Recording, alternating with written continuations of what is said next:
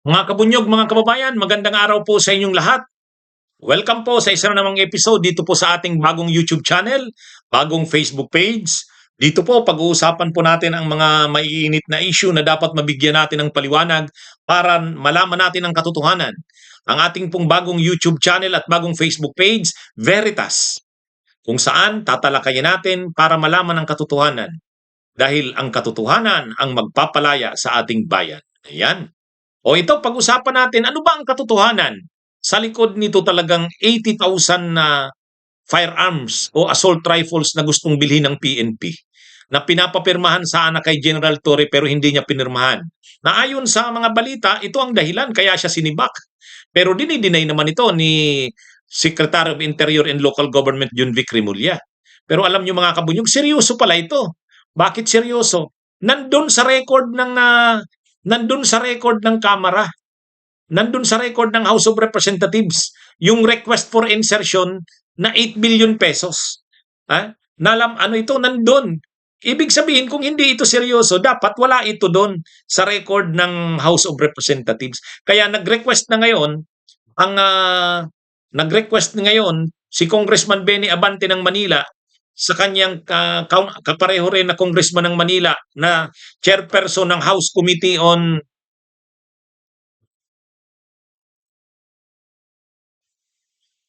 chairperson ng House Committee on Public Order and Safety, si House Committee on Public Order and Safety, si Congressman Rolando Valeriano, nire-request niya dito na imbestigahan ito. Kaya mga kabunyog, mga gawain, maganda nga ito eh. Tama itong ginawa ni Congressman Benny Abante. Maganda, once and for all, malaman ano bang katotohanan dito. Ano ba talaga ang totoo dito? Unang-una, sino ba talaga ang nag-propose nito? Kanino galing ang ideyang ito?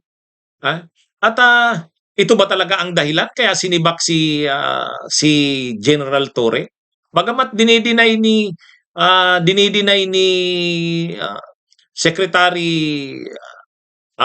John Vic Rimulya ng DILG, pero magandang sa isang formal na investigasyon ito malaman ang katotohanan sa likod nito. Sino ang nasa likod nito?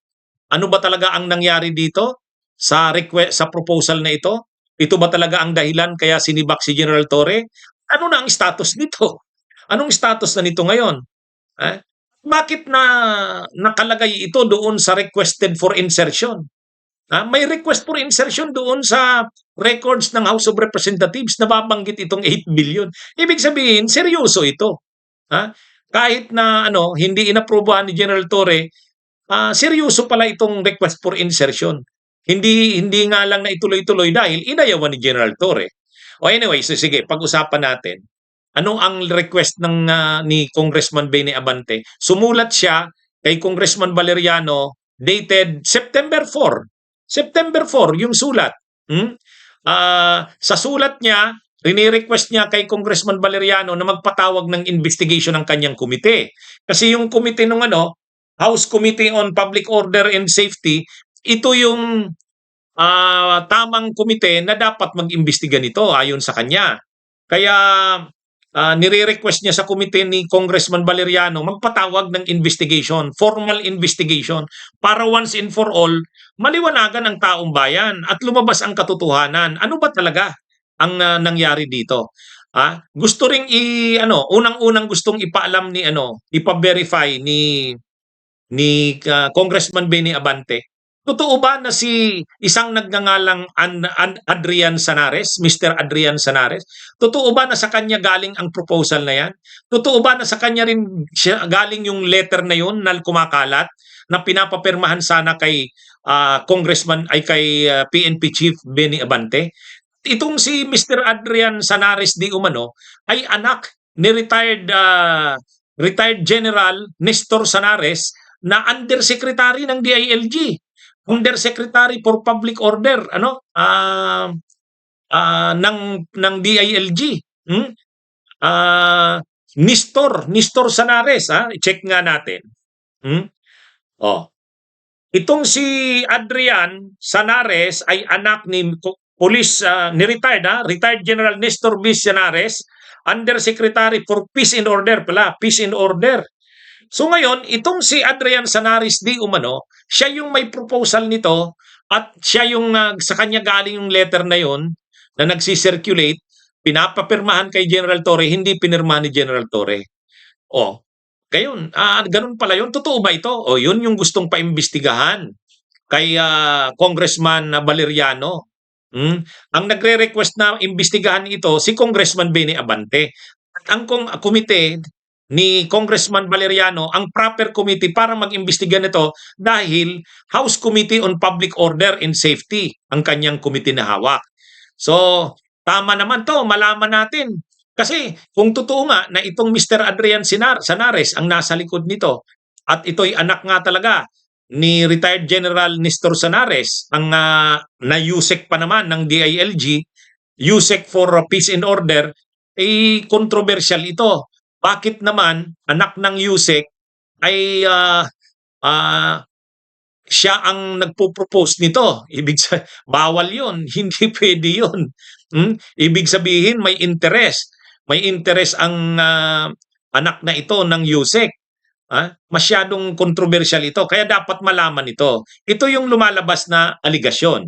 So, sabi ni Congressman Benny Abante, dapat imbestigahan ito. Totoo ba ito? Kaya, tama naman yan mga kabunyog, mga kababayan, kasi marami nang kumakalat na mga niyan, issue niyan. Actually, kumalat naman talaga yan sa social media, yung letter mismo. At galing nga daw talaga sa isang Adrian Sanares na anak ng isang USEC. O ito na pala. Binanggit na dito sa letter ni Congressman Benny Abante kay Congressman Valeriano. Ngayon, ang tanong ngayon, masyado bang maimpluwensya itong anak na ito ni USEC Sanares para kaya niyang impluwensyahan ito sa PNP. Kaya lang yun na nga. Sabi naman ni sabi naman ni Secretary Rimulya ng DILG, hindi naman daw hindi naman daw hindi naman daw siya sang-ayon diyan, hindi naman din daw sang-ayon diyan si General Torre. Kaya pareho daw sila hindi sang-ayon diyan. Kaya wala daw silang pinag-aawayan diyan, sabi ni Secretary Rimulya. Ay di maganda nga yan, sabihin niya yan doon sa investigasyon ng Kamara para magkaalaman. Kasi ang sinasabi, kaya daw nasibak si General Torre dahil inayawan nga. Inayawan nga na yung yung proposal na yun. At doon daw hindi daw nagustuhan ni ni Secretary Rimulya, kaya sinibak si Torre. Pero sabi naman ni John Vic Rimulya, hindi, wala kaming away diyan ni General Torre, pareho nga kami ng stand diyan eh. Kaya pinag-aaway lang kami, wala namang kaming hindi pagkakaunawaan diyan, pareho kami ng stand diyan. Anyway, magandang malaman sinong nagsasabi ng totoo. Ang isa pang issue na dapat malaman diyan sa controversial na yan na issue ng pagbili ng 80,000 firearms. Ang isa pang issue diyan, bakit nakalagay sa request for insertion ng Kamara? Hindi pa naman nakakalusot sa PNP. Ibig sabihin wala pa, hindi nga napirmahan ni Torre. Sabi rin ni Rimulya, hindi niya rin pinirmahan. Kumbaga, scrap of paper 'yon, hindi naman daw gumalaw yung papel na 'yon. Kasi nga hindi sang-ayon si Torre, hindi rin sang-ayon si Rimulya. Pero bakit nandun sa records ng Kamara yung request for insertion of 8 billion? Dapat parang nauna yung karwahe sa kabayo. Hindi pa nga napipirmahan doon sa PNP ng PNP chief at hindi rin napipirmahan ng secretary ng DILG, pero nandun na sa record ng House na mayroong request for insertion ang PNP na 8 billion. Hindi, nabalita yan. Saka, nandito rin mismo sa letter ni Congressman Benny Abante, na nagre-request nga ng 8 billion na insertion. Saka bakit ganun ka lantaran, insertion, tapos ilalagay mo doon sa record ng House, nandun sa request sa House ng insertion from the PNP. Request from the PNP for an insertion of 8 billion. Nandun. Ayon sa balita, napanood natin 'yan at ayon din dito sa sulat. Kaya nga ayon dito sa sulat ni Congressman Benny Abante, imbestigahan ito. The fact na nandun 'yan, request na 'yan for 8 billion insertion, seryoso 'yan. Oh, kaya sabi ni Congressman Benny Abante dito sa letter niya, ang tanong ganito, why is a budget insertion request being facilitated by the son of an undersecretary of the agency that would approve such a request? What specific law or rule did PNP Chief Torre violate that led to his relief or removal? Also, the amount requested for the intended purchase of guns is quite staggering. 8 billion. 8 billion pesos for 80,000 units is 100,000 pesos per unit. What is now the status of the proposed budget insertion? These questions call for answers. The public has the right to know. O nga, ano na bang status nito? At saka bakit nandun na kaagad sa request ang insertion? Kaya hindi pa naman na-approve ng PNP chief, hindi pa rin na-i-endorse ng secretary ng DILG, pero nandun na, request for insertion, nandun na sa House. Request ng PNP. So, parang may nasi-sense dito, may nakikita ditong something unusual, fishy. Parang ang lakas ng nasa likod nito, masyadong malakas. Kasi nandun na, naka-ready na sa House. May nakalagay na doon na request for 8 billion pesos insertion for the PNP budget. Kaya tama lang yung request ni Congressman Benny Abante, imbestigahan nito. Dito magkakalinawan, dito magkakaalaman, dito lalabas ang katotohanan. Abangan natin mga kabunyog, mga kababayan. Kasi masyado na controversial itong issue na ito. Bagamat dinideny ni Secretary Remulla, dinideny niya ito, pero mahirap niyang i-deny ito nandiyan na yung pagdududa ng publiko. Kasi napakamakapangyarihan ng nag-propose nito. Bakit? Nandun na nga, naka-ready na yung request for insertion sa House. Kaya lang, hindi lang maituloy-tuloy dahil hindi nga inaprubahan ni General Torre. Kaya hindi mawala-wala yung pagduda na ang dahilan ng pagsibat kay General Torre ay yung hindi niya pag-conforme dito.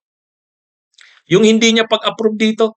Kaya lang siyempre, naglabas na ng denial ang DILG. Sabi ng DILG, hindi totoo yan. Hindi naman yun yung dahilan bakit sinibak si General Torre. Ganon din si Junvic Remulla, si Secretary Remulla ng DILG.